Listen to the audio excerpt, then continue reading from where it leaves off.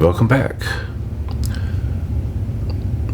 This is Satan's Trilogy, Book 1, Chapter 3. I am the author and the narrator. This will be reading 19. We have a wonderful day to look at apartments. It is sunny and warm outside, rather unusual for this time of year. Shall we start the hunt? Mr. Chen looked at the girls with an excited look of anticipation. Yes, they both answered harmoniously. Leaving the apartment, Brandy was last out in order to lock the door. The three walked to the parking lot where Mr. Chen had parked his Mercedes at the end of the sidewalk. It was a metallic black with plush beige leather seating with burl walnut trim accents. Esther told Brandy that she should sit in the front seat with Mr. Chen, and she would sit in the back seat behind him. Mr. Chen's Mercedes drove and handled elegantly. The car was a wonderful ride and cornered very well on the turns. Both girls loved the ride and said so to Mr. Chen. The car is 4 years old now, and perhaps it is time to find a newer one. I never buy a new Mercedes. Not when I can find one that's like new and only a year old. That is when I buy a car. Mr. Chen was smiling with pride. A doctor had purchased this car. He then decided he wanted the 600 series. Fortunately, the salesman thought of me when the car was traded in.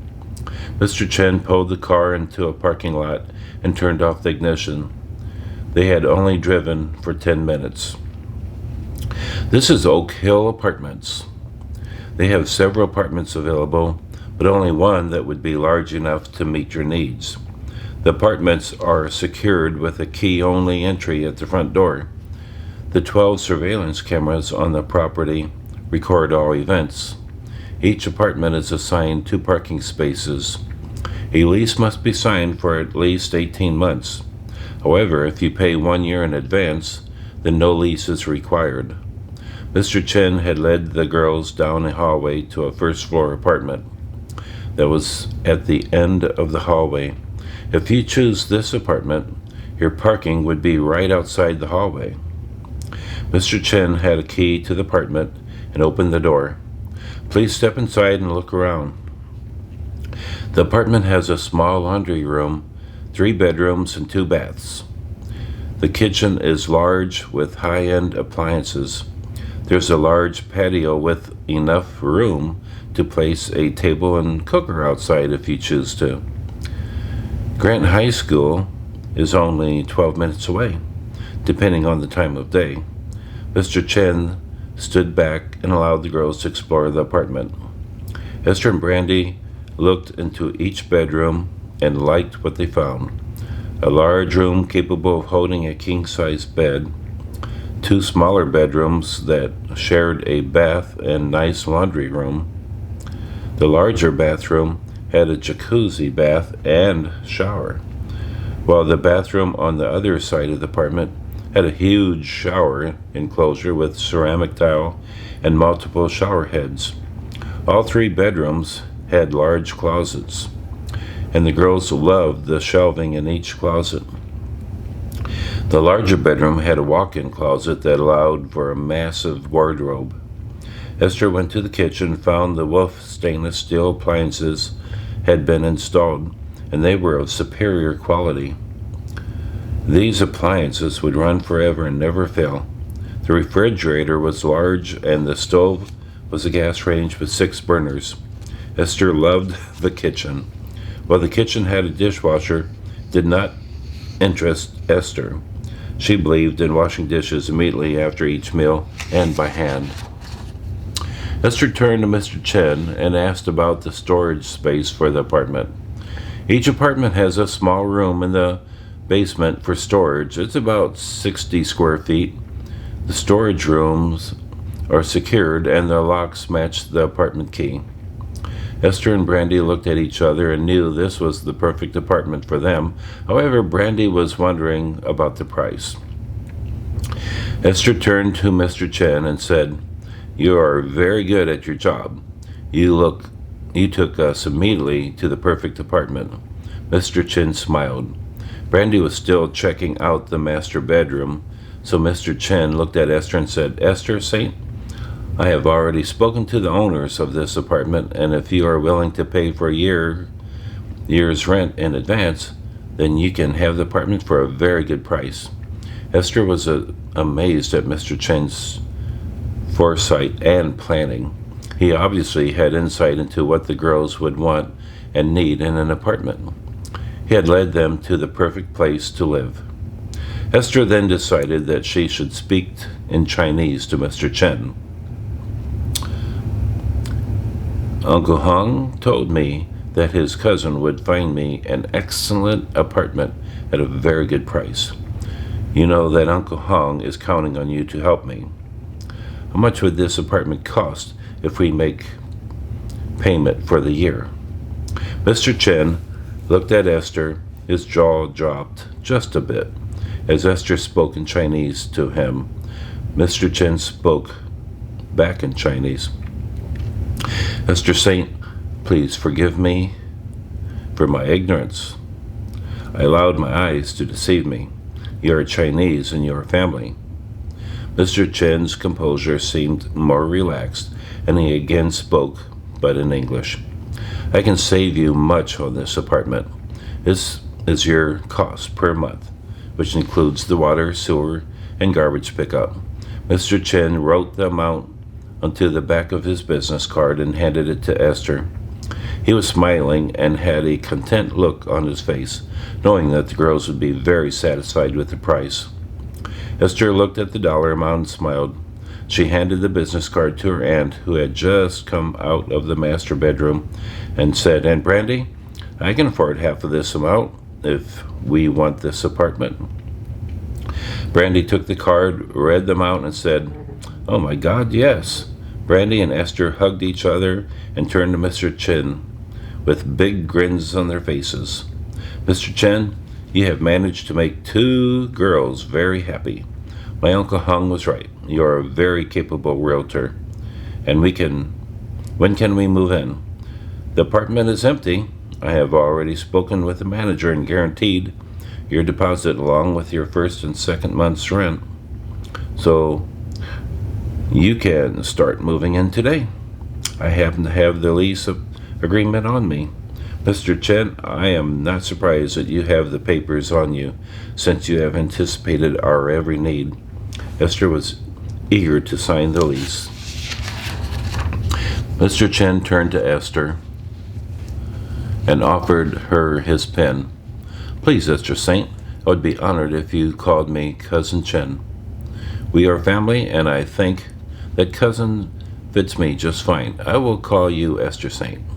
I like the name, and it fits you just fine.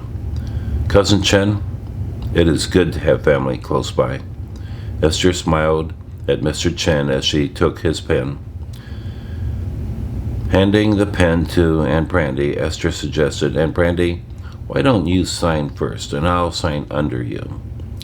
After Brandy signed the document with the help of Mr. Chen, showing her where to place her signature, Brandy turned to Esther and with a big smile handed the pen to her. Feeling the weight of the pen, Esther took a close look at it. "This is a very fine fountain pen. I have known only one other man to have such a nice pen, and he was a very good friend of my father." Esther made her signature in perfect brush script, then signed her Chinese name, Shanzidu, in Chinese characters. The combination was simply beautiful. "Esther Saint and Brandy Saint, you have much to discuss, and perhaps I should take you back to your apartment so that you can make some plans. I can offer my help in moving you into your new home. I have many children that provide a moving service. They can have you moved in less than a day for a very reasonable price. However, for you, I'll show you the manager's office where you can drop off the annual payment. Her phone number is on the lease, and her name is Agatha Christian. You'll like her." Esther and Brandy took one final look and walked into the hallway, followed by Mr. Chen. After locking the door, he took the keys off his key ring and handed a key to both Esther and Brandy, saying, "These belong to the two of you now." Walking down the hallway, they approached the first apartment. At the entrance, Mr. Chen said, "This is the manager's apartment, Agatha Christian. She is usually here, however, this is Sunday, and it's early, so she is most likely at church. Please drop your payment into the door slot." Mr. Chen pointed at a hinged cover on the mail drop opening of the door. Walking to the parking lot, Mr. Chen pointed at two parking spaces, saying, "These belong to your apartment. Guests must park farther out, where the parking blocks do not have numbers on them. If anyone violates your parking space, call Agatha. She'll have the vehicle towed away in a matter of minutes. Agatha is very good at her job, and she takes it seriously. The residents here are very satisfied with Agatha's work." "It's still early.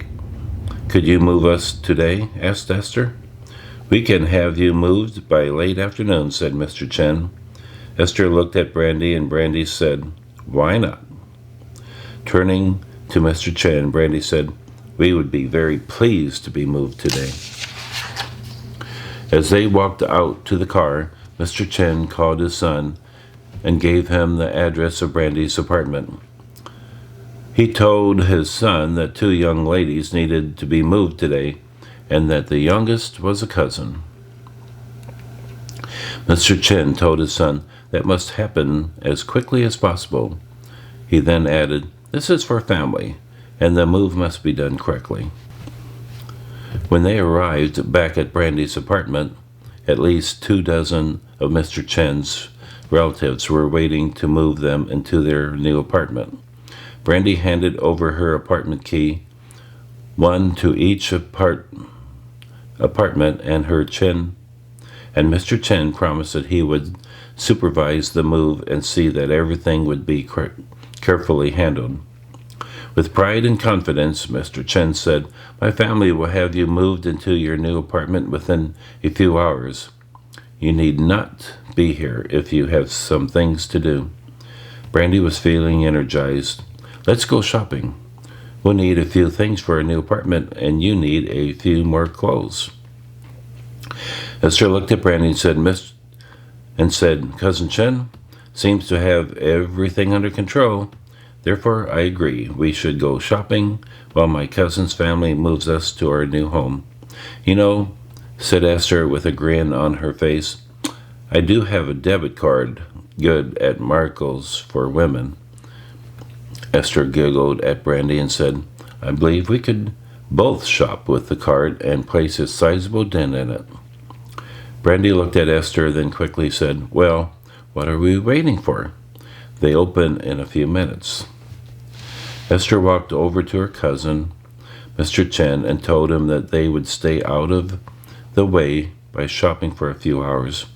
Esther laughed and said, "I arrived here with only a few clothes. Yesterday I bought some, but I need some more.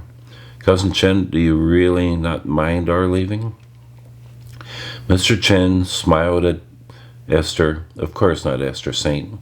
I only need to know which rooms get the bedroom furniture." Esther hadn't given it much thought, but she would eventually need some furniture for her bedroom. Turning to Brandy, she asked, "Hey, Brandy, I would like you to have the larger bedroom with a separate bath.